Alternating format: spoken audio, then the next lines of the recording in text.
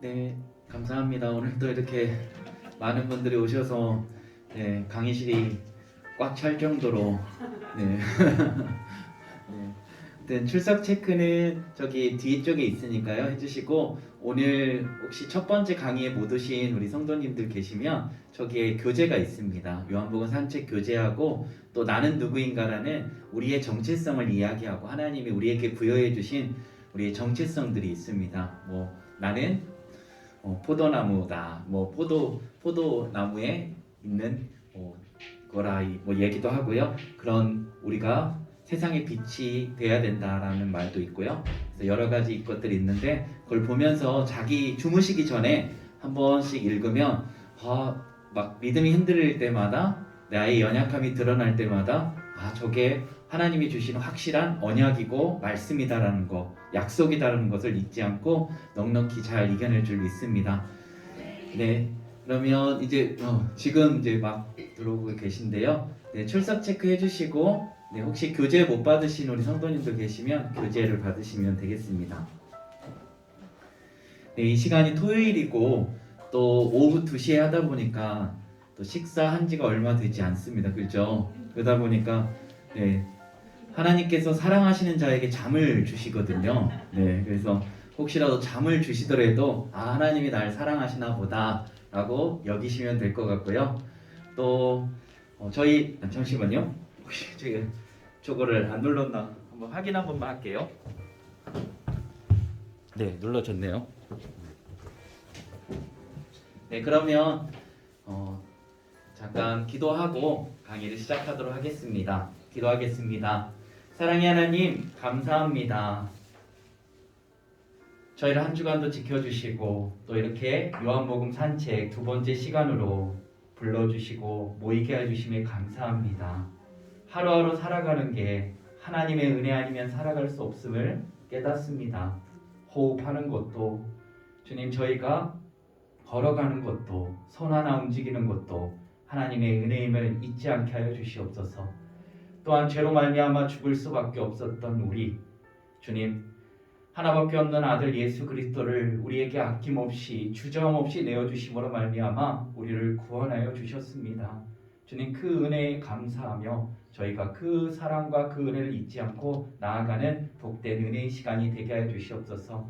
이 시간 우리 안에 내주하고 계신 성령 하나님께서 지혜와 계시의 영을 부어주셔서 온전히 하나님의 말씀을 밝히 깨달아 알아 그 말씀 속에 담겨져 있는 예수 그리스도로 말미암아 저희가 충만해지는 복된 은혜의 시간이 되게 하여 주옵소서. 또한 기도합니다. 함께 요한복음 산책을 듣는 성도님 가운데 여러 가지 어려움과 또 처지 가운데 또 코로나 확진 가운데 주님 있습니다. 주님께서 온전한 치유와 회복으로 명하여 주시고, 주님 다음 주에 만날 때 다시금 건강한 모습으로 함께 모여 하나님의 말씀을 공부하는 복된 은혜가 넘치게 하여 주시옵소서. 또한 여기에 모여있는 우리 사랑하는 성도님들 붙들어 주셔서 온전히 이 강의 시간이 하나님과 함께 산책하는 시간, 하나님과 함께 교제하는 복된 은혜의 시간이 되게 하여 주옵소서. 하나님께서 온전히 붙들어 주시고 함께 하여 주실 걸 믿사오며 사랑 많으신 예수 그리스도의 이름으로 감사하며 기도드립니다. 아멘. 네, 감사합니다.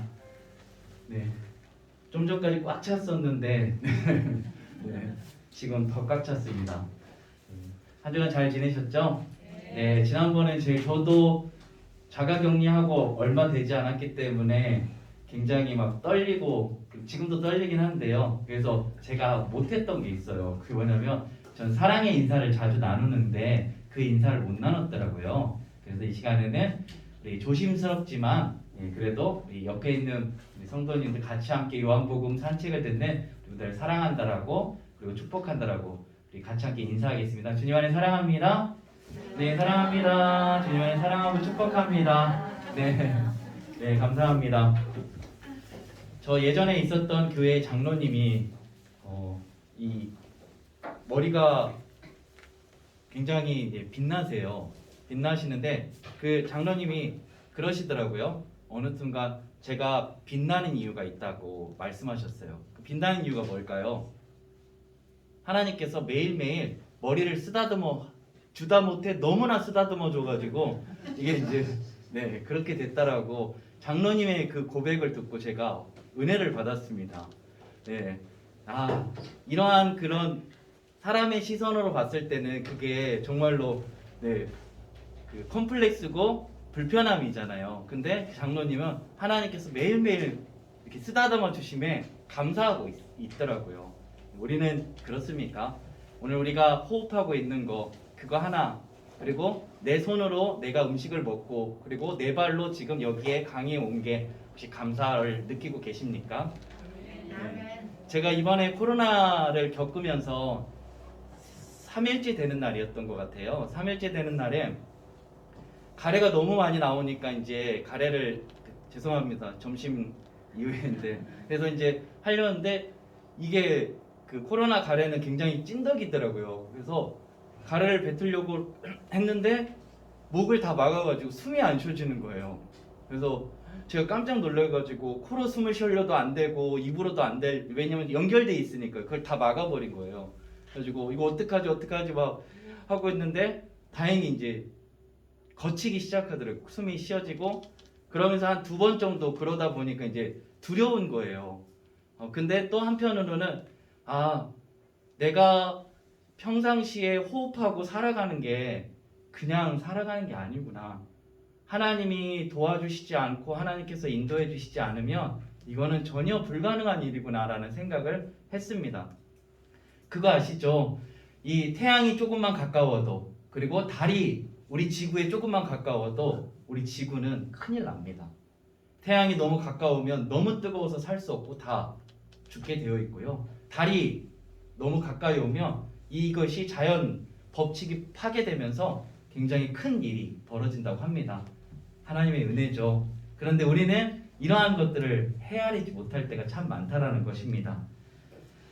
한 주간도 아마 코로나의 사선 가운데 굉장히 많이 힘드셨을 텐데 그래도 이렇게 살아서 뵐 수 있어서 너무 감사한 것 같습니다. 오늘은 요한복음 산책 2번째 시간입니다. 학습에 있어서도 우리가 가장 중요한 게 있는데 그게 예습과 복습입니다. 예습과 복습인데 그 중에 또 더 중요하다고 생각한다면 그 둘 중에 하나 중에 복습이라고 할 수 있습니다.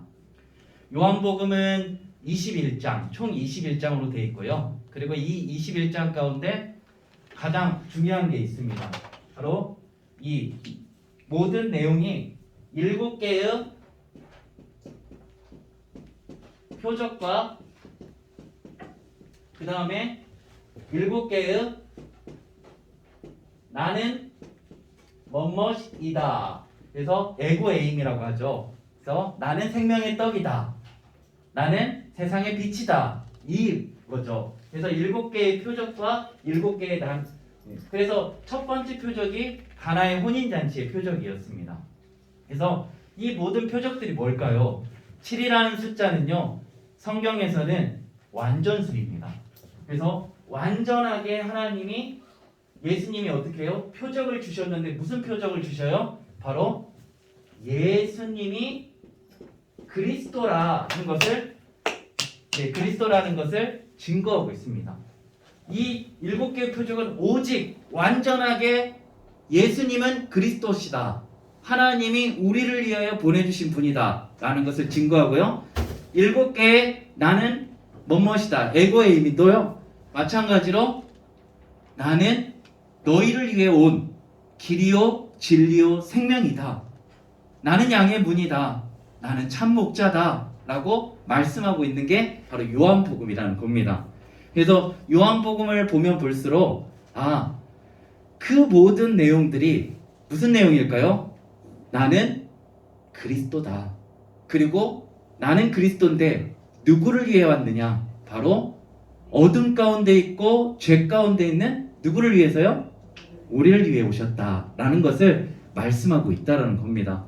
그러니 요한복음을 볼 때마다, 성경 전체를 볼 때마다 어떨까요? 굉장히 감사함이 넘치겠죠.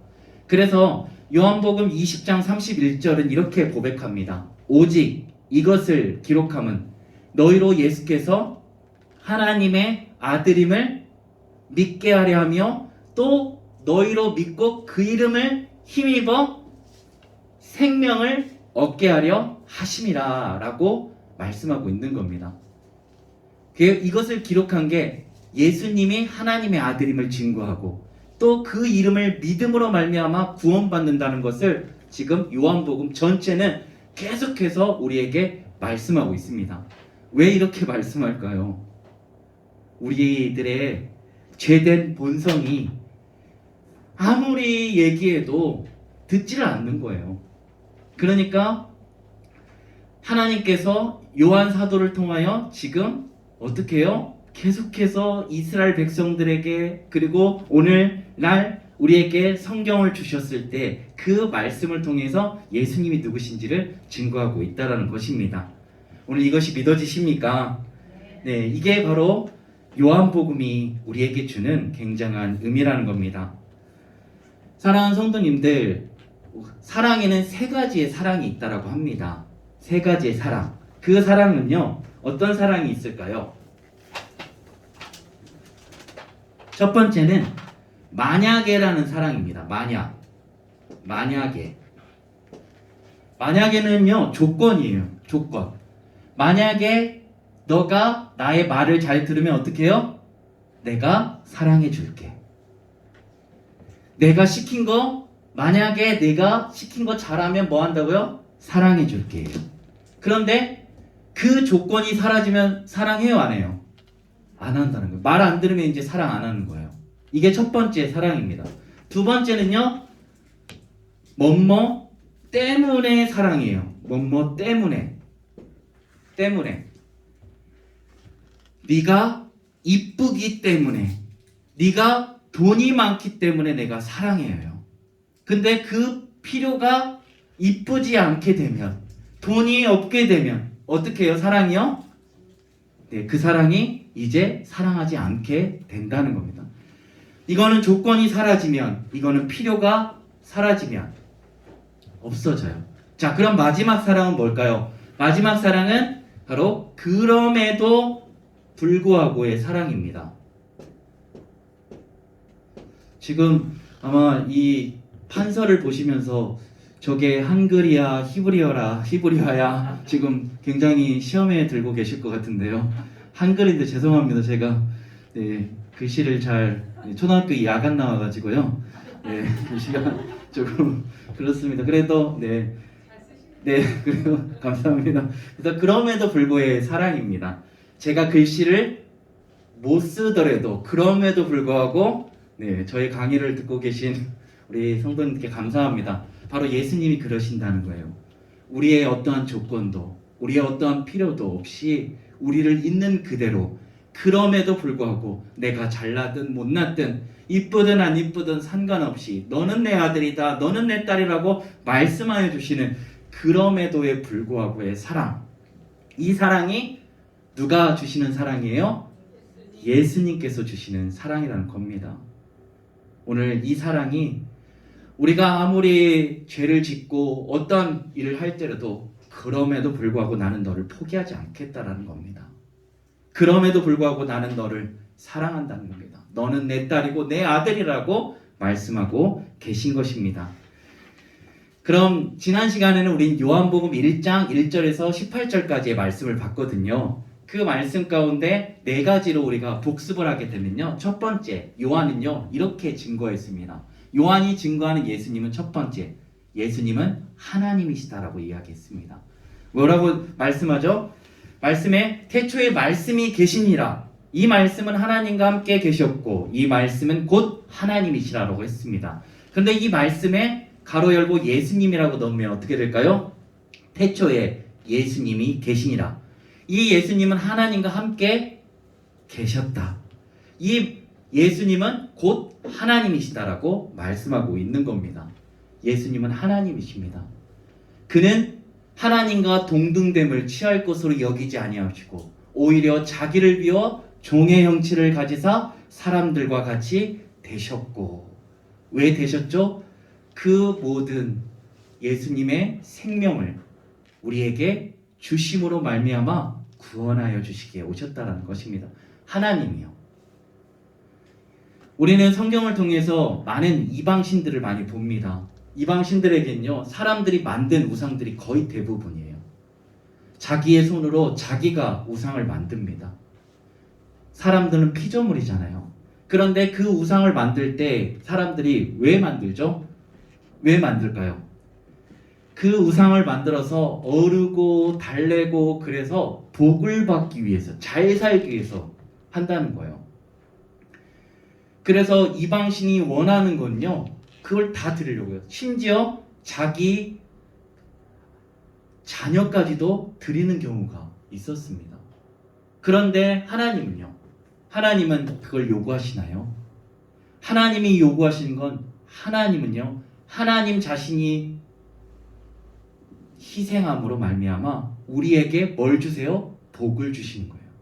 이방신을 섬길 때는 내가 그 신을 어르고 달래서 복을 받으려고 하는데, 하나님은 그 반대로 우리에게 하나밖에 없는 아들 예수 그리스도를 내어주심으로 우리에게 참된 복의 근원인 예수 그리스도를 주신다는 겁니다.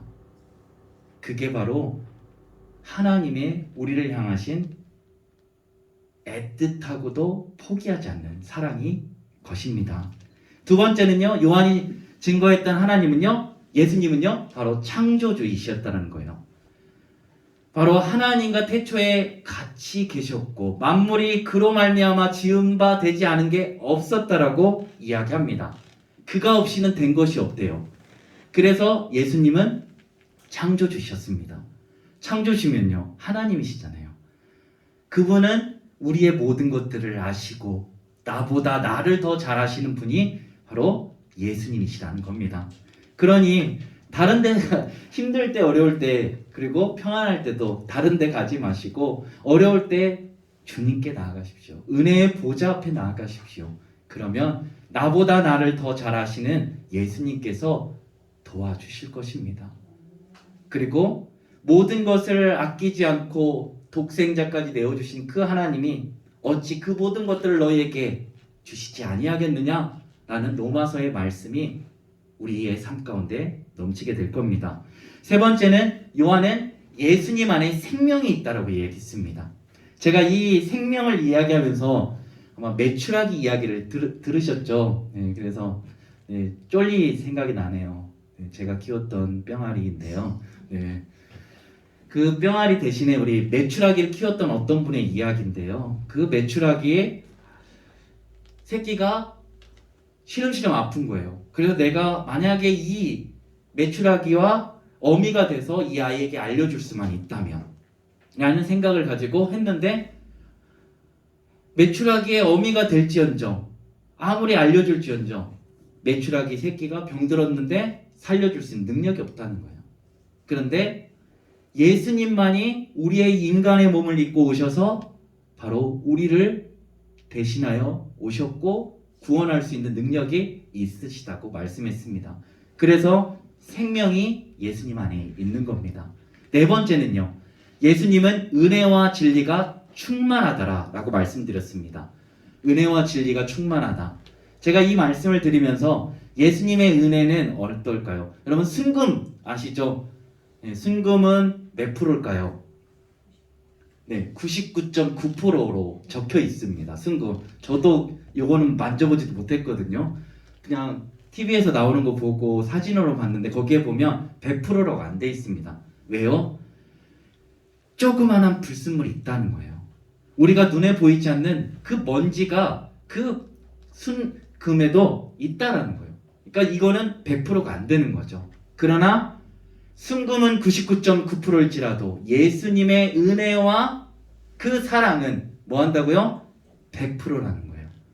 99.9, 0.1이 부족해서가 아니라 바로 100%로 말미암아 우리를 구원해 주실 수 있는 분이라는 겁니다.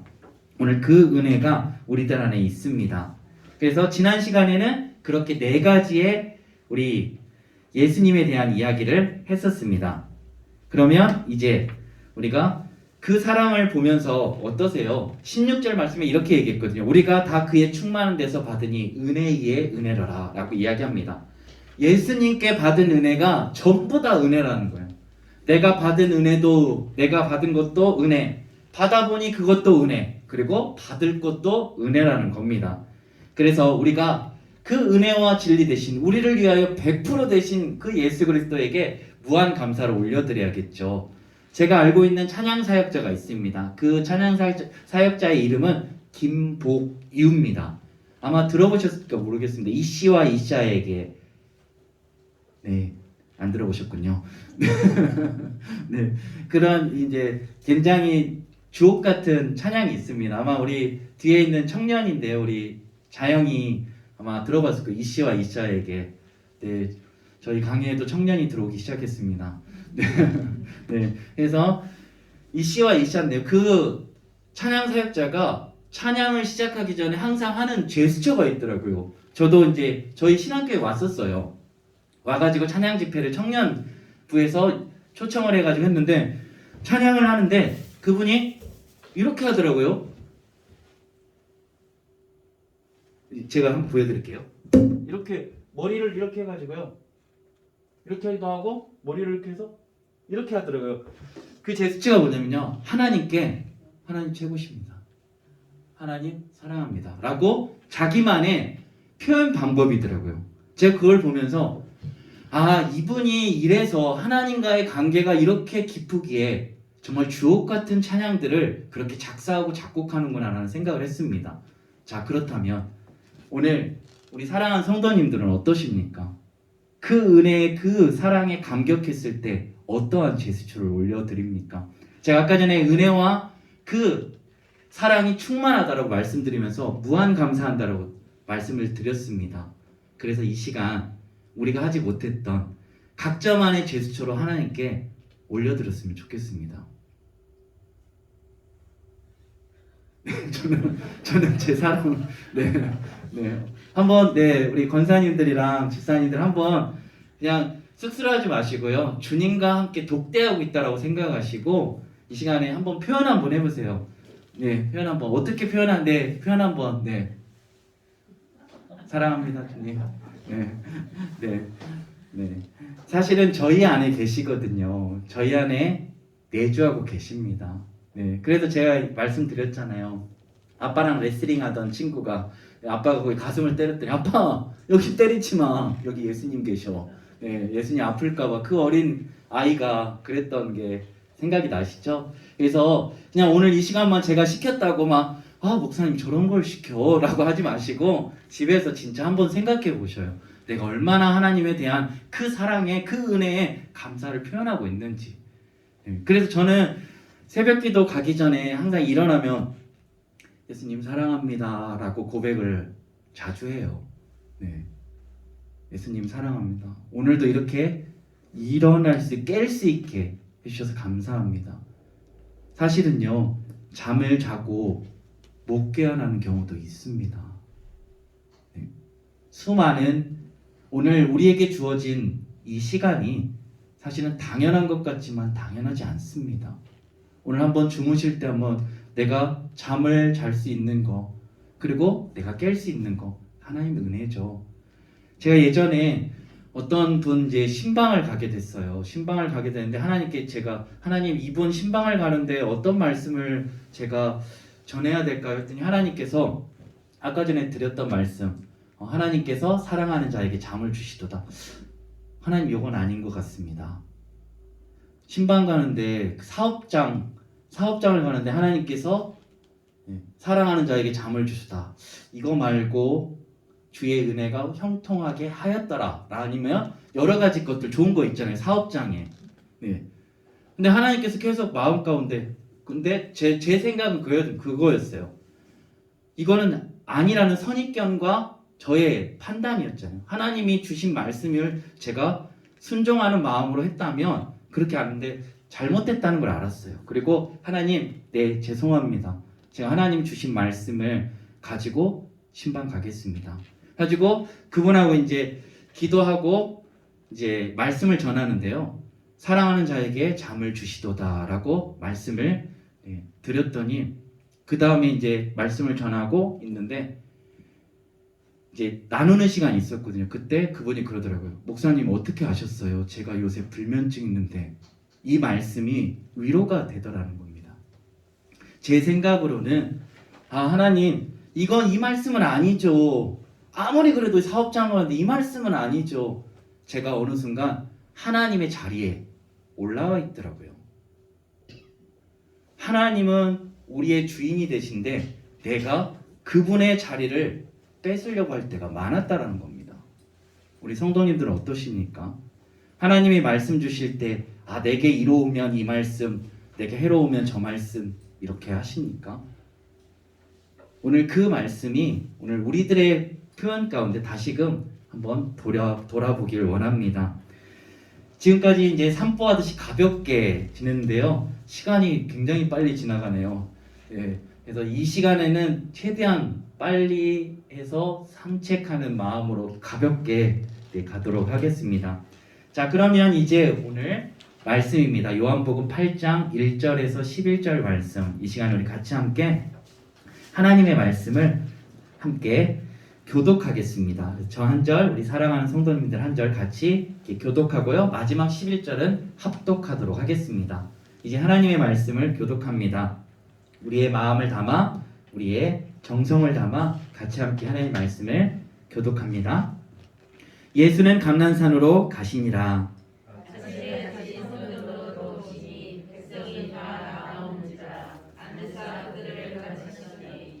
서기관들과 바리새인들이 음행 중에 잡힌 여자를 끌고 와서 가운데 세우고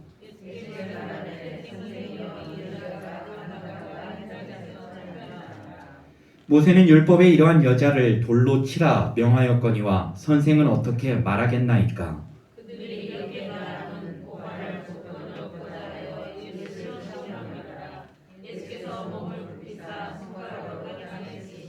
그들이 묻기를 맞이 아니하는지라 이에 일어나 이르시되 너희 중에 죄 없는 자가 먼저 돌로 치라 하시고 그들이 이 말씀을 듣고 양심의 가책을 느껴 어른으로 시작하여 젊은이까지 하나씩 하나씩 나가고 오직 예수와 그 가운데 섰는 여자만 남았더라.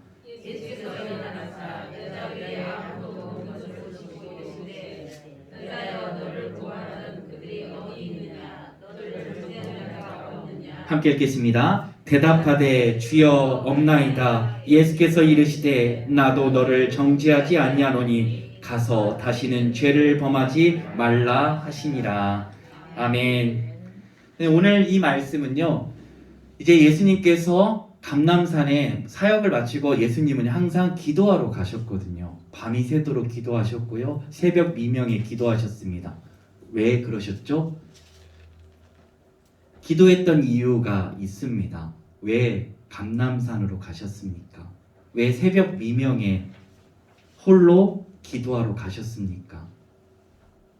바로 하나님이 주신 모든 인류의 죄를 짊어지고 가시는 그 십자가의 길을 온전히 걸어내기 위해서 바로 예수님은 날마다 하나님 앞에 나아갔던 것입니다. 하나님이 하나님 앞에 나아갔습니다. 왜요?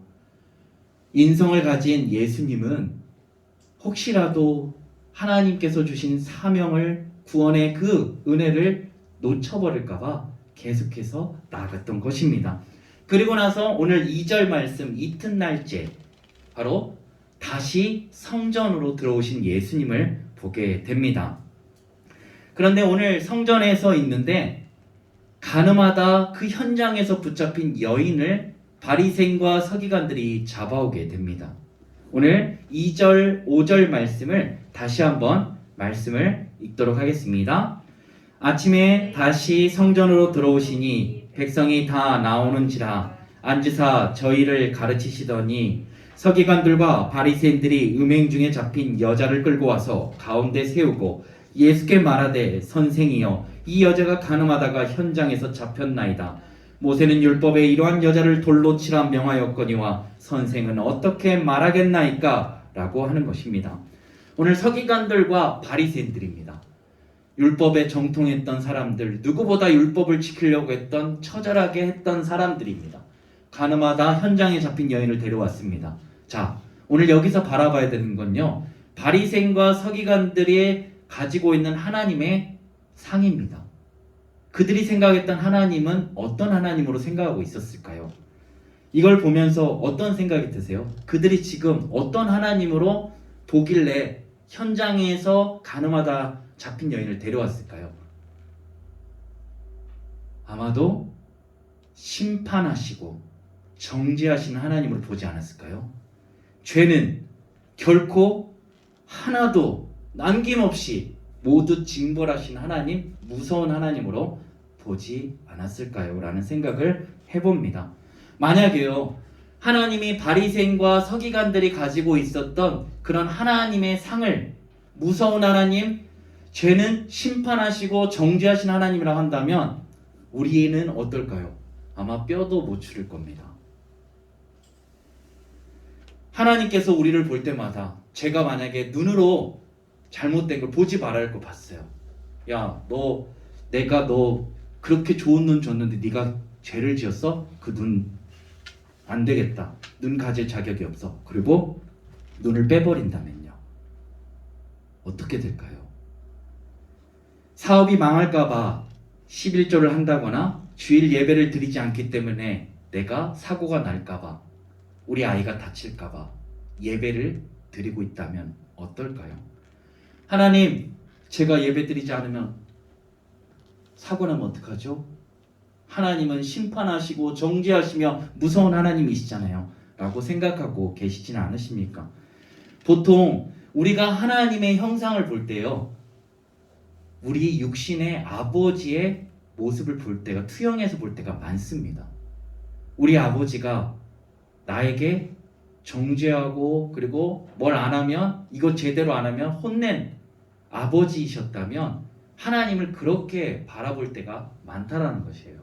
그래서 오늘 하나님의, 내가 가지고 있었던 하나님의 형상은, 하나님의 모습은 어떠한 분인가를 다시 한번 돌아보고 바꾸는 시간이 되길 원합니다. 만약 우리 하나님께서요 이렇게 정죄하신다면 우리는 하나님 앞에 설 자리가 없습니다. 그런데 하나님께서는요 오늘 이 사건을 통해서 하나님은 그런 분이 아니라는 것을 말씀해 주고 계세요. 둘째는 바리새인들의 관심이었습니다. 어떤 관심을 갖고 있는, 왜 그 현장에서 가늠하던 여인을 데려왔느냐는 겁니다. 그래서 그랬잖아요. 아까 전에 이 가늠하다 여인이 잡혔는데 모세 율법에는 돌로 치라 했는데 선생님은 어떠하십니까? 라고 질문했습니다. 그런데 6절 말씀에 그 해답이다. 이들이 왜 지금 데려왔는지를, 그 여인을 예수님 앞에 왜 데려왔고 그러한 말을 했는지를 알려주고 있습니다. 6절 말씀을 함께 읽도록 하겠습니다. 그들이 이렇게 말함은 고발할 조건을 얻고 하여 예수를 시험함이러라. 예수께서 몸을 굽히사 손가락으로 땅에 쓰시니. 보시기 바랍니다. 예수님께 데려온 이유가 예수님을 어떻게 해요? 시험하고자, 고발할 조건을 찾고 있는 거예요.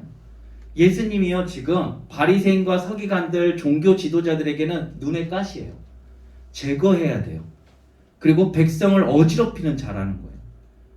그들은 지금 메시아 대신 예수님이 자기들 눈앞에 있음에도 불구하고 그것을 바라보지 못하고 예수님을 죽이려고 한다는 겁니다.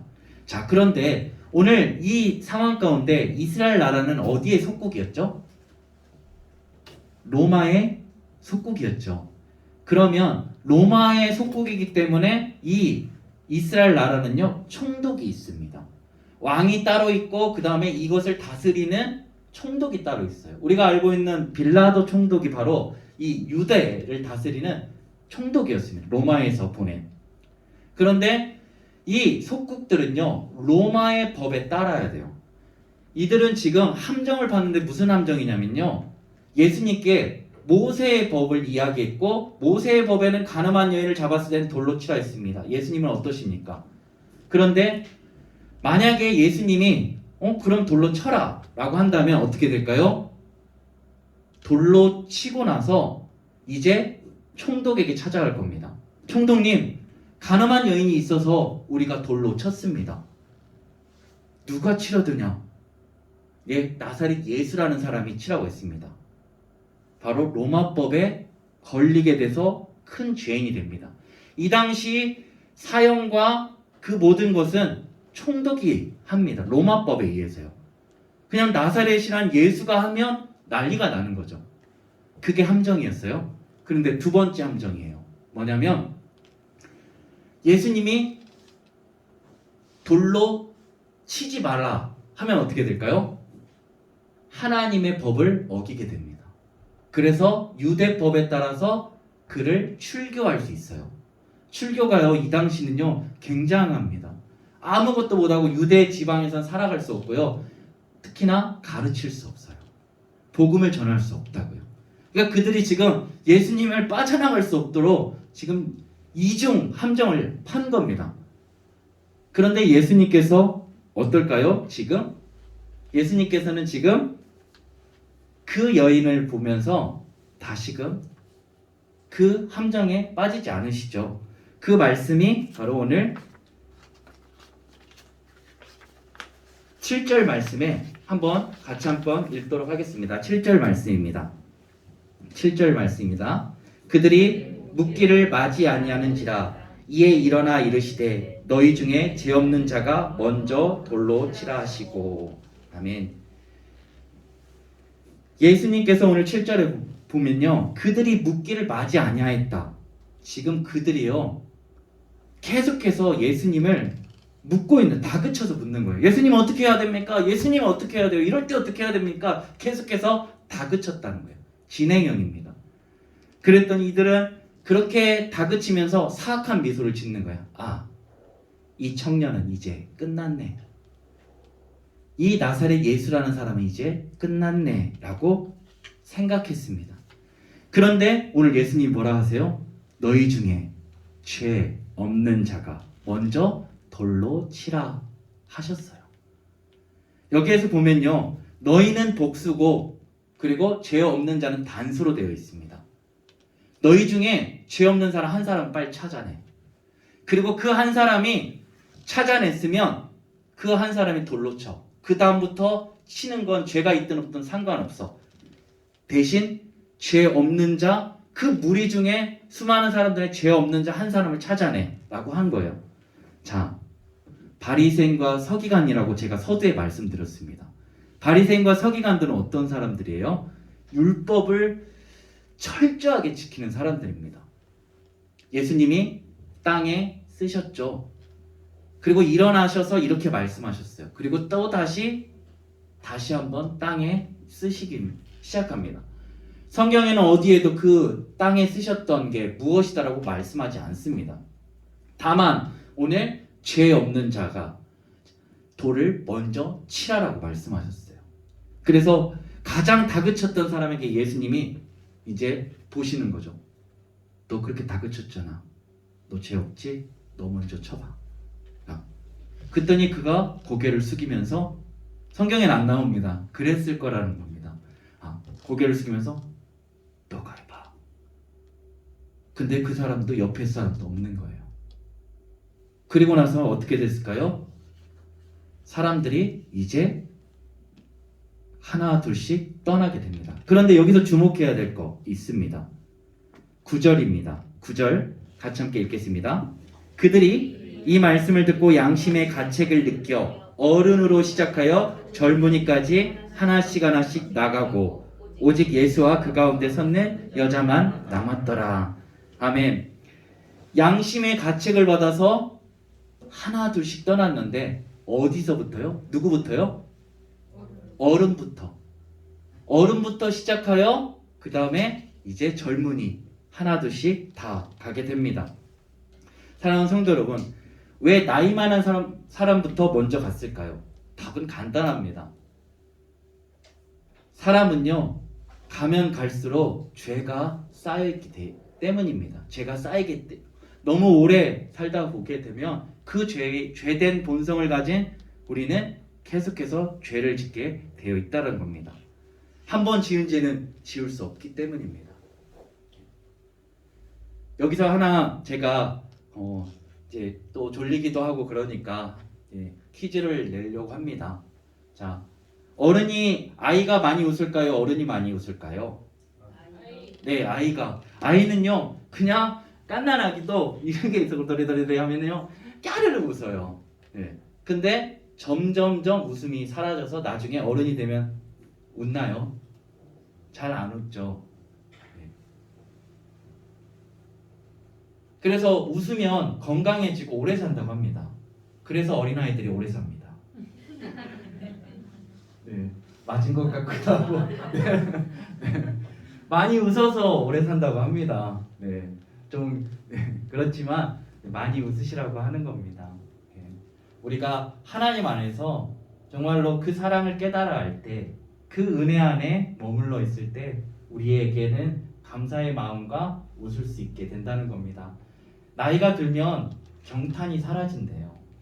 뭔가에 있어서 감동을 받거나 또 경탄하는 일이 극히 드물다는 거예요. 근데 우리가 가끔 이제 그러잖아요. 뭔가 봤을 때 너무 바쁘게 살다 보니까 지금 벚꽃이 펴 있어도 그 다음에 뭐 개나리가 젖어 있어도 못 볼 때가 많거든요. 제가 새벽 예배를 마치고 이렇게 엘린빌로 가요. 가면은 혹시 그거 아세요? 저는 잘 못 볼 때가 많거든요. 근데 전봇대가 엄청 많고 전선이 어마어마하게 많아요. 그거 아세요? 언제 보이냐면 새벽에 그게 보여요. 무등산을 바라볼 때는 무등산만 보이는데 시선을 조금만 낮추면 전선이 얼마나 많은지 몰라요. 거미줄처럼 젖어 있더라고요. 딴 때는 바쁠 때는 그거 보지도 못해요. 거미줄 전선이 있는지도 없는지도 전기가 왜 들어오는지도 몰라요. 근데 내가 비로소 멈출 때 보이는 게 있어요. 내가 하나님 앞에 비로소 멈춰서 하나님을 바라볼 때 보이는 게 있어요. 그게 뭐냐면 예수님이 보이기 시작해요. 예수님이 나를 위해서 어떠한 일을 행하셨는지가 보이기 시작해요. 예수님의 그 사랑이 그냥 작게만 보였는데 아 이게 보통 일이 아니었구나라는 게 이제 보이기 시작한다는 거예요. 그게 보이기 시작하는 순간 우리에게는 한없는 하나님의 은혜가 녹아져 내리는 겁니다. 오늘 그것을 말씀하고 있습니다.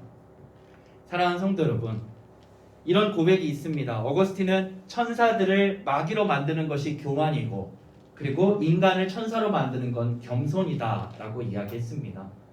우리가 겸손히 주님께 나아가고 주님을 바라볼 때 우리가 하나님의 은혜를 깨닫고 그 은혜가 예수 그리스도로 말미암아 증거되었음을 바라볼 때 우리는 우리의 삶이 이래서 하나님이 주신 놀라운 감사가 끊이지 않고 경탄이 끊이지 않을 수밖에 없구나라고 되어지게 되어 있다라는 것입니다.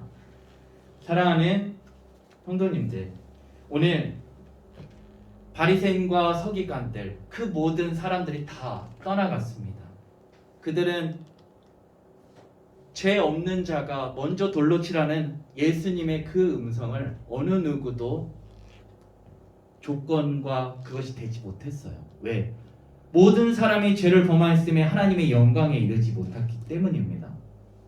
모든 사람입니다. 의인은 없나니 하나도 없습니다. 우리는 가끔 그러죠.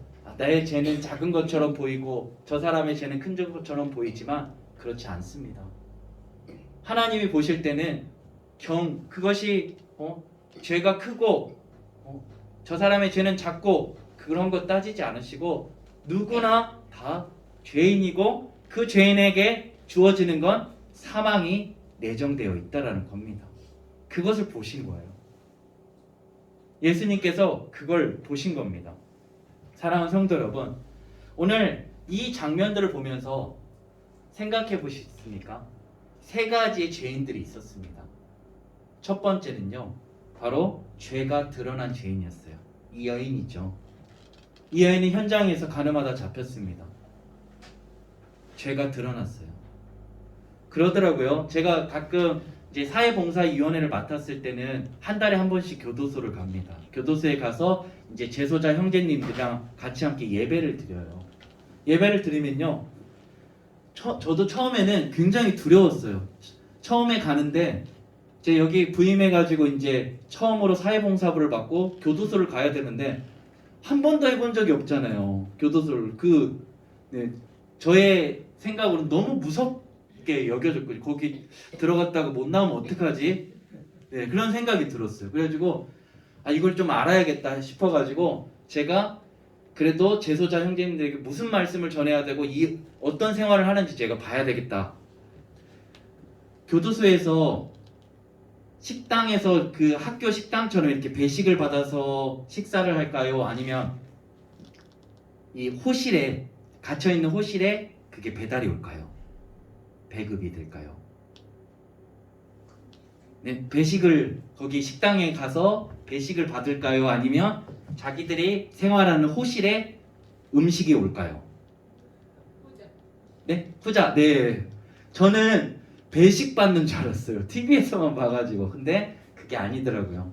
그래서 제가 제소자 형제님들에게 어떤 말씀을 전해야 될까? 내가 그분들의 제가 죄를 지어가지고 깜빵에 들어가서 그거를 경험해봐야겠다는 못하고요. 네. 그래서 그때 봤던 드라마가 슬기로운 감방 생활이었어요. 그걸 다 봤어요. 다 보고 하니까 이제 그 형제님들의 그런 생활들과 어떠한 일들이 일어나는지 좀 이해를 하겠더라고요. 그리고 나서 좀 두려움이 사라졌어요. 그리고 나서 이제 거기에 이제 광주 교도소에 갔는데요.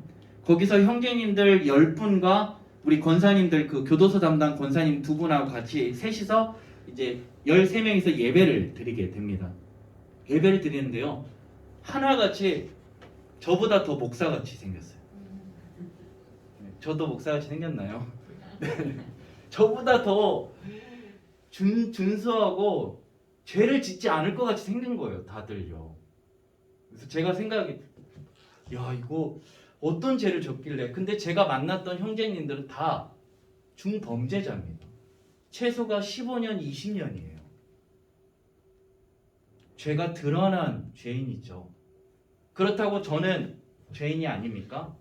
저는 아직 드러나지 않은 죄인이죠. 드러나지 않았을 뿐이지 여전히 나도 모르는 그 무서운 죄들을 다른 사람이 모르니까 그것을 감추며 나는 의인처럼 살아가고 있다. 두 번째 죄인이 바로 가면을 쓴 죄인이라는 거예요.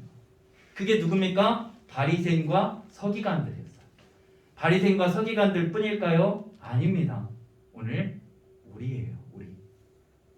교회를 다니고 우리가 하나님의 말씀을 읽는 것 같지만 우리 또한 드러나지 않았을 뿐 감춰진 죄인들, 가면을 쓴 죄인들이라는 겁니다.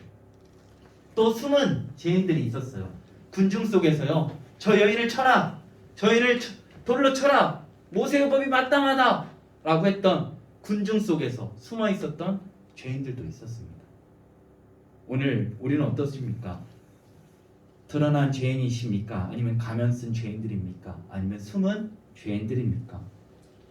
우리 안에 혹시 도사리고 있는 죄를 다른 사람이 보지 않기 때문에 내가 그냥 나는 죄인이 아니야 라고 생각하고 있지는 않으십니까? 그런데 그거 아십니까? 죄로 말미암아 우리에게 굉장히 고통스러운 일들이 많다는 거예요. 죄로 말미암아 주어지는 일들이 너무나 많습니다. 나만 고통받나요? 아닙니다. 우리의 가족들이 고통받고요. 그 일로 인하여 또 이웃들이 고통받게 되어 있습니다. 하나님이 주시는 말씀은요.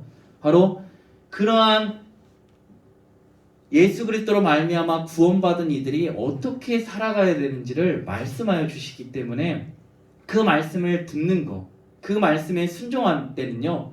하나님을 위한 게 아닙니다.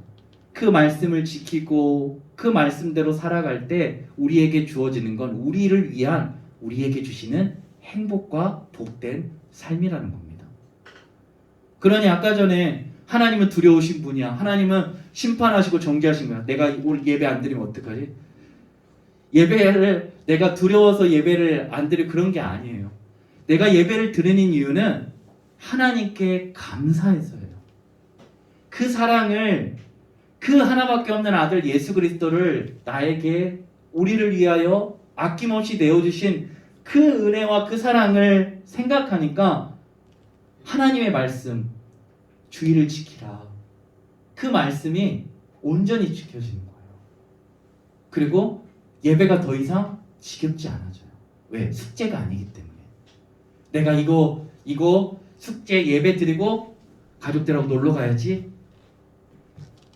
놀러 갈 수 있죠. 그런데 그것이 숙제가 되면 안 되는 거예요.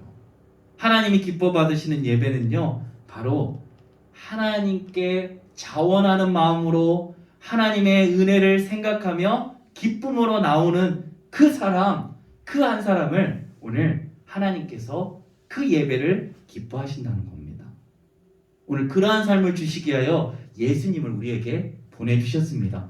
예레미야에 보면요, 31장에 새 언약이 있습니다. 새 언약에는 어떤 얘기가 있는지 아십니까? 이스라엘 백성들이 도무지 이제 말씀을 지켜내지 못해요. 그들이요, 하나님께 나오면서 굉장히 많은 진짜 재물을 가져오고 기름을 가져와요. 천천의 순양과 만만의 기름을 가져오는데 그게 내가 기뻐하겠느냐? 하나님 그러세요. 그걸 가져올지라도 내가 기뻐하는 게 있다. 그게 뭔지 아십니까? 사람아, 주께서 선한 것을 내게 보이셨나니 오직 정의를 행하며 인자를 사랑하며 오직 하나님과 함께 동행하는 거 아니냐라고 말씀하시는 거예요. 하나님께 마음이 없는 순양과 천천의 순양과 만만의 기름을 드릴지라도 하나님 기뻐하지 않으신다는 거예요. 내가 질렸다. 너희가 마당만 밟고 가는 거 내가 너무 질렸다. 나에게 나와라. 정말 생명을 맛보고 내가 주는 복된 삶을 살아가라 라고 말씀하여 주시는데 관심이 없어요. 그것을 예레미야에서 이제 하나님이 도무지 안 되니까 이제 내가 그들의 생각에 내 법을 새기겠다. 내가 이제 그들의 마음에 내 법을 새기겠다라고 말씀하세요. 그리고 나서 뭐라고 말씀하신 줄 아세요? 내가 그들의 죄악을 긍휼히 여기며 이제 그들의 죄를 다시는 기억하지 않겠다라고 말씀하세요. 누구를 통해서요? 예수님을 통해서요. 그래서 누구든지 그리스도 안에 있으면 새로운 피조물이 되는 거예요. 그리고 정죄함이 없게 되는 거예요. 정죄함이 없다는 게 뭡니까? 바로 예수님으로 말미암아 이제는 과거에 그리고 현재에 미래에 지을 모든 죄까지 우리의 모든 죄를 짊어지시고 그 예수님께서 십자가에 달려 돌아가셨다는 거예요. 그런데 우리는 어떻습니까? 조금만 죄를 지으면 벌벌벌 떨어요. 정죄감이에요. 그걸 가지고 빛 가운데로 드러내야 돼요. 내가 좁은 죄든 큰 죄든 하나님 앞에 이런 죄를 지었습니다라고 빛 가운데로 드러내서 회개하고 하나님께 용서함을 받는 거예요. 근데 그 회개를 할 때요, 회개에는 합당한 열매가 있습니다. 회개는 그냥 단순히 자복하는 걸로 끝나는 게 아니에요. 하나님 내가 이런 죄를 지었습니다. 용서하여 주시옵소서라고 끝나는 게 아니고 이제는 그 죄를 지었던 것들에 대해서 만약 내가 형제의 것들을 탐하여 훔쳤다면 다시금 그거를 돌려주고 그에게 용서를 구하는 거, 다시는 그러한 일에 가지 않는 거, 그게 바로 회개, 진정한 회개에 합당한 열매가 되어진다는 겁니다. 어떨까요? 저희는 경찰차 보면 경찰차 지나가면 어떠세요? 경찰차 지나가면 아무 감동도 없으시잖아요. 그죠? 막 두려워서 경찰차 어떻게 경찰차 네 그러지 않으시잖아요. 그죠? 저도 그래요. 근데 경찰차 볼 때마다 나 어떻게 이렇게 피하시면 뭐 때문에 그런 거죠? 내가 죄가 있어서입니다. 어떤 분이 그런 얘기를 해요. 어떤 범죄자였는데요. 굉장히 큰 중압 범죄를 저질렀는데 그가 이런 고백을 하더라고요. 잡혀서 이제 저의 죄악을 멈춰줘서 너무 다행입니다라는 고백을 한 적이 있어요. 그가 죄악으로 치닫고 있는데 자신도 자기를 멈추지 못하는 거예요. 근데 그가 잡히니까 이제 멈춰진 거예요. 그랬더니 그가 고백하는 게 인터뷰에서 정말 다행입니다. 제가 멈출 수 있어서 잡혀서 멈출 수 있어서 정말 다행입니다라는 고백을 인터뷰를 들은 적이 있습니다. 오늘 이 여인이 받았던 하나님께 받았던 것은 무엇입니까? 예수님께 받았던 그것은 바로 100% 은혜와 사랑, 그 사랑이었어요.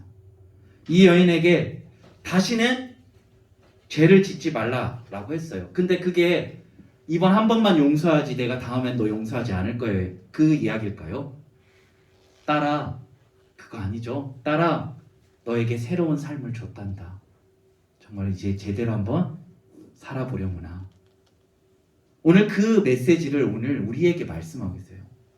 죄로 말미암아 정죄감에 시달리지 말고 내 앞에 나와서 회개하고 다시금 돌이켜서 내가 주는 복된 삶을 살아내지 않겠니? 새로운 마음을 가지고 다시금 그러한 복된 삶을 살아내지 않겠니? 라고 하는 겁니다. 사랑하는 성도 여러분, 오늘 이것만 하고 마치겠습니다. 전도자가 있었습니다. 전도자가 이제 전도를 하고 돌아다녔어요. 성경책을 들고요. 성경책인데 어떤 사람이 노숙인이 다가왔어요. 노숙인이 다가와가지고 저 혹시 이 성경책을 저에게 주실 수 있습니까? 라고 하는 거죠. 이 성경책을. 근데 뭐 하시려고요? 아, 이 성경책이요. 이게 얇아가지고 담배 말아 피기가 굉장히 좋습니다. 라고 하는 거예요. 네. 그랬더니 이분이 이건 도저히 안 되는 일이잖아요. 근데 성령 하나님이 지혜를 주셨대요. 그러면 제가 이걸 드릴 테니까 약속 하나 하시죠. 피기 전에 반드시 그 말았던 종이에 써있는 말씀을 꼭 읽으십시오. 그러면 제가 드리겠습니다. 네, 약속할게요. 하고 드린 거예요. 드렸는데 이제 몇 년이 지나고 그 똑같은 장소에서 이제 또 전도를 하고 있는데 어떤 분이 말끔하게 차려입은 신사 한 분이 오시더니 혹시 저 기억나십니까? 누구세요? 그때 전도자님이 저에게 성경책을 어떻게 된 일입니까? 그분이 이렇게 고백하는 거예요. 제가 마가복음을 태웠고요. 그리고 마태복음을 태웠고요. 그리고 누가복음을 태웠습니다. 그런데 이제는 요한복음을 태우는데 그 요한복음이 나를 태웠습니다라고 고백하는 거예요. 말씀을 읽는데 이제 그 자신이 그 말씀으로 하나님이 그를 새롭게 태워버리시는 거예요. 그리고 그의 삶이 변화되었다는 고백이 실제로 있는 이야기입니다. 사랑하는 성도 여러분, 오늘 우리가 요한복음 산책을 하고 있어요. 왜 산책하는 걸까요? 오늘 왜 말씀을 왜 배우려고 이 자리에 모인 걸까요? 우리가 성경의 지식을 많이 알려고요. 누구보다도 내가 성경의 해박한 지식을 가지고 있으면 믿음이 잘할 수는 있지만 정말로 잘하지 못하는 경우도 있습니다. 그냥 머리만 커지는 경우도 있죠. 그런데 정말로 오늘 하나님의 말씀이 우리 자신들을 태워버리는 일들, 예수님이 정말로 우리는 태워지고 우리 안에 계신 예수 그리스도로 나타내지면 어떠한 삶이 되어질까요? 그래서 갈라디아서 2장 20절은 정말 우리가 머리로는 내가 그리스도와 함께 십자가에 죽었대요. 머리로는 잘 알아요. 근데요, 정말로 내가 그리스도와 함께 십자가에 죽어진 삶이 어떠한 삶인지를 우리는 깨닫지 못할 때가 많다라는 겁니다. 이제는 나는 죽은 거래요. 나는 없는 거예요. 내가 내 인생의 주인으로 삼았던 그 인생은 이제 사라진 거예요. 그리고 예수 그리스도로 말미암아 이제는 내가 내 인생의 주인이 아니라 이제는 예수님이 정말 주인이었던 그 자리가 다시금 찾아지고 그렇게 살아내지게 된다라는 것입니다. 사랑하는 성도 여러분, 오늘 그것을 위하여 예수님은 보혈을 흘리셨습니다. 몸이 찢겨지시고요. 몸이 찢겨지시고 상처가 나시고 그리고 보혈을 흘리셔 물과 피를 쏟으시며 우리를 위하여 십자가에 달려 돌아가셨다라는 것입니다. 사랑하는 성도 여러분, 오늘 이제 말씀을 마치려고 합니다. 같이 오늘 강의를 들었는데요. 하나님의 말씀을 집에 가서 태우지 마시고요. 네. 얇은 걸 제가 알려드리지 말았어야 되는데 네. 이 성경책을 하나하나 그 넘기는 소리도 저는 너무 좋더라고요. 그 넘기면서 하나님의 말씀에 나를 향하신 누구를 향한 말씀이 아니라 오늘 이 성경을 펴고 이 성경을 바라보는 우리가 성령으로 성령 하나님의 그 역사하심으로 말미암아 태워지고 이제는 나는 죽고 예수 그리스도만 남아서 이제는 우리의 가정 가운데 내가 갈 거예요. 그런데 오늘 성경 강의 듣고 우리가 기도원을 가서 기도를 할지라도 여전히 환경은 그대로일 경우가 많습니다. 그런데 환경은 그대로인데 변화된 게 있어요. 누가요? 그 기도를 드렸던 그 자신이 변화됐어요. 여전히 환경은 똑같은데요. 근데 그것을 받아들이는, 이제는 내 옆에 누가 주인인 걸 깨닫는 순간 이제는 그 환경은 그대로지만 아무것도 아닌 일이 되는 거예요. 받아들여지고 그것들을 품어내고 그리고 감사하는 힘이 하나님께서 공급해 주시는 것입니다. 사랑하는 성도 여러분, 오늘 우리 안에 가면은 없으십니까? 그 가면을 벗어버리십시오. 하나님 앞에 우리는 진짜 하나님께 모든 것들이 다 드러나져 있습니다. 근데 우리는 자꾸 하나님이 안 계신 것처럼 여길 때가 많아요. 근데 그렇지 않습니다. 하나님은 우리 안에 계십니다. 우리 안에 역사하고 계시고 우리와 함께하고 계십니다. 여러분이 힘들 때마다 누구보다 더 아파하시고 누구보다 더 긍휼히 여기시는 분이 우리 하나님이십니다. 그러기에 예수님을 보내신 거예요. 예수님을 보면 하나님을 보게 되고 하나님의 그 사랑을 보게 됩니다. 오늘 우리 사랑하는 요한복음 산책에 계신 우리 성도님들, 오늘 이러한 예수님의 은혜에 녹아지길 원합니다. 그리고 그 사랑에 젖어들길 원합니다. 그래서 혹여 힘든 일이 있으실지 모르겠습니다. 또 어려운 일들이 있으실지 모르겠습니다. 그리고 불안함이 있으실지 모르겠습니다. 그런데 그 모든 거 주님께 맡기고요. 내가 사는 거 아니래요. 오직 내 안에 그리스도께서 사시는 거랍니다.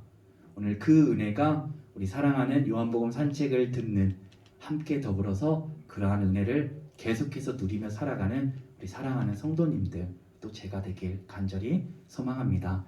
지금 우리 같이 함께 찬양 하나 했으면 좋겠습니다. 찬양하고 잠깐 기도하고 마치겠습니다. 저 이 찬양 좋아하거든요. 두 번째 찬양인데요. 우리는 하나님의 사랑을 받은 사랑은 계수 안 하고 받을 사랑만 계수할 때가 참 많습니다. 그런데 이 찬양에 그 가사가 있거든요. 우리가 그런 은혜가 다시금 있기를 원합니다. 빛이 없어도 그래서 주님이 있음으로 나도 있고 당신의 노래가 머물러 나는 부를 수 있어요. 같이 함께 찬양하겠습니다. 빛이 없어도 환하게 다가오시는 주 예수 나의 당신이여, 음성이 없어도 똑똑히 들려주시는 주 예수 나의 당신이여, 당신이 있음으로 나도 있고 당신의 노래가 머물므로 나는 부를 수 있어요. 주여 꽃처럼 향기 나는 나의 생활이 아니어도 나는 당신이 좋을 수밖에 없어요. 주 예수 나의 당신이여, 나는 없어도 당신이 곁에 계시면 나는 언제나 있습니다. 나는 있어도 당신이 곁에 없으면 나는 언제나 없습니다. 당신이 있음으로 나도 있고 당신의 노래가 머물므로 나는 부를 수 있어요. 주여 꽃처럼 향기 나는 나의 생활이 아니어도 나는 당신 당신이 좋을 수밖에 없어요. 주 예수 나의 당신이요. 시간 같이 함께 합심하여 기도하겠습니다. 오늘 기도할 때 하나님, 죄인임에도 불구하고 저희를 위하여 하나밖에 없는 그 아들 예수 그리스도를 아낌없이 내어주심에 감사합니다. 주님, 그 은혜를, 그 사랑을 잊고 살 때가 너무나 많았음에 이 시간 회개합니다. 이제는 우리를 향하신 그 하나님의 넘치는 사랑과 예수님의 십자가의 희생과 또 이제 우리 안에 내주하고 계신 성령 하나님을 바라보며 어떠한 어려움에도 오직 나는 죽고 예수 그리스도로 사는 복된 삶이 되게 해달라고 시간 같이 함께 오늘 말씀을 생각하며 함께 부르시죠. 기도하겠습니다. 사랑의 하나님, 은혜를 감사합니다. 아버지 하나님, 오늘 요한복음 8장의 말씀을 통하여 다시금 아버지 하나님 깨닫게 해주심에 감사합니다. 어떠한 죄를 지었을지라도 예수님이 이 땅에 오신 건 모든 인류를 죄 가운데서 구원하여 주시고 다루시금 새로운 생명과 새로운 삶을 주시게 한 것임을 알게 하여 주시기 감사합니다. 주님, 그럼에도 불구하고 저희는 아버지 하나님 그 사랑을 너무나 쉽게 잊어버리고 그 은혜를 너무나 쉽게 잊어버려서 주님, 하나님이 우리의 모든 것의 주인 되심을 고백하지 못하고 내 마음대로 내 고집대로 살아갈 때가 너무나 많았음을 이 시간에 회개합니다. 용서해 주시옵소서. 주님의 그 사랑을 다시금 요한복음의 말씀을 통하여 깨닫게 해주심에 감사합니다. 포기하지 않으시며 우리를 놓지 않으시며 우리를 붙들고 계시는 그 하나님의 그 사랑으로 말미암아 이제는 아버지 하나님 저희들 안에 있는 죄를 태워주시옵고 이제는 아버지 하나님 오직 주님 안에서 살아가는 복된 은혜가 넘칠 수 있게 인도하여 주시옵소서. 주님, 그래서 주님, 우리 함께 요한복음 산책을 듣는 우리 모든 성도님들과 함께 더불어서 이제는 예수 그리스도가 주인 되시며 예수 그리스도로 살아가는 삶을 통하여 하나님이 우리에게 주시려고 했던 그 영광되고 복된 삶을 살아내는 은혜가 가득 넘치게 하여 주시옵소서. 아버지 하나님, 힘들고 어려운 가운데 있는 성도님들 주님께서 위로하여 주시고 싸매어 주셔서 하나님이 늘 항상 우리의 곁에 계시며 우리 안에 계셔서 날마다 아버지 하나님 우리를 위하여 주님 함께하고 계심을 잊지 않고 넉넉히 예수 그리스도로 말미암아 승리하는 은혜를 부어 주시옵소서. 아버지 하나님 감사합니다. 요한복음 두 번째 강의를 잘 주시면 감사합니다. 주님 그것을 잊지 않고 은혜에 돕고 주님 그 사랑에 젖어 삼게 하는 은혜가 있게 하여 주시옵소서. 사랑의 하나님 감사합니다. 오늘 저희들에게 귀한 시간을 허락하여 주시고 요한복음 산책 두 번째 시간으로 함께하게 해주심에 감사합니다. 오늘 가늠하다 현장에 잡혔던 그 여인, 주님 그 여인마저도 주님 그 여인을 살리시기 위하여 예수님이 행하셨던 일들, 우리 한 사람 각 사람들을 위하여 주님 죄인 되고 사망이 내정된 우리들을 위하여 예수님께서 친히 우리를 위하여 그 아까운 생명을 내어주셨음을 다시금 바라보게 해주셔서 감사합니다. 이제는 우리의 주인이 예수님임을 결코 잊지 않게 해주시옵소서. 그래서 아버지 하나님, 우리들 항상 살아가는 그 모든 순간 가운데 예수님의 사랑 안에 거하며 예수님 안에 거하며 예수님의 그 은혜에 높고 그 사랑에 젖어 사는 복된 은혜 넘치게 하여 주시옵소서. 이제는 내가 사는 것이 아니오 오직 내 안에 그리스도께서 사시는 역사, 나는 죽고 예수 그리스도로 사는 역사로 말미암아 우리가 각 있는 모든 가정과 또 삶의 모든 터전과 또한 밟는 모든 땅이 주 예수 그리스도로 말미암아 하나님의 나라가 임하며 아름답게 변화되는 복된 은혜가 넘치게 하여 주시옵소서. 또 하나 이 자리에 없는 우리 주님 요한복음 산책을 듣는 성도님들이 있습니다. 주님께서 그 모든 사정들 아십니다. 아픔들 아십니다. 주님께서 은혜를 베풀어 주시고 요한복음 산책 세 번째 시간에는 같이 함께 건강한 모습으로 만나 하나님의 말씀을 나누며 나아갈 수 있게 도와주시옵소서. 이제 돌아간 발걸음도 인도해 주시고 내일도 영과 진리로 예배하며 하나님 기뻐 받으시는 복된 예배, 하나님의 거룩한 산 제사로 저희들을 드리는 복된 은혜가 넘치게 하여 주시옵소서. 감사드리며 언제나 우리의 영원한 소망이 되신 예수 그리스도의 이름으로 기도드립니다. 아멘. 감사합니다. 네, 감사합니다. 네, 혹시 모르니까 성경책은 두고 가셔야 될 것 같습니다. 네, 혹시 몰라서.